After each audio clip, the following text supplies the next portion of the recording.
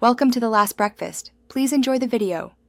Xpath selects nodes using path-like expressions in XML or HTML documents. It navigates the DOM tree using node names, attributes, and functions.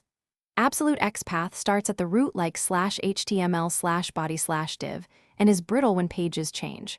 Relative XPath starts with // and is preferred for flexible locators that survive layout tweaks.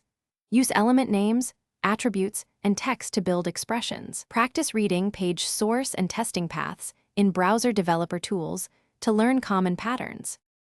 Use attributes like //input ID equals search or //butnet class equals btn primary to target elements. Use contains for partial matches like //a contains at href, download when values vary. Use text for visible labels like //label text equals email to match based on visible strings. Combine conditions with and or use to union paths when multiple patterns work. Use indexing like //div role equals list item, 1 for the first match. Test each XPath in the console before automation. Import by and use driver. Find element by.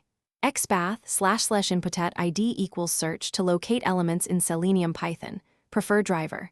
Find elements when expecting multiple matches and choose the correct index. Use WebDriver wait with expected conditions like presence of element located by. Xpath to wait for elements. Avoid deprecated find element by Xpath methods and use by. Xpath for compatibility. For dynamic content use contains, starts with, or last in Xpath and combine with waits for consistent automation results. Thanks for watching. If this was helpful, leave a like and consider subscribing. See you next time.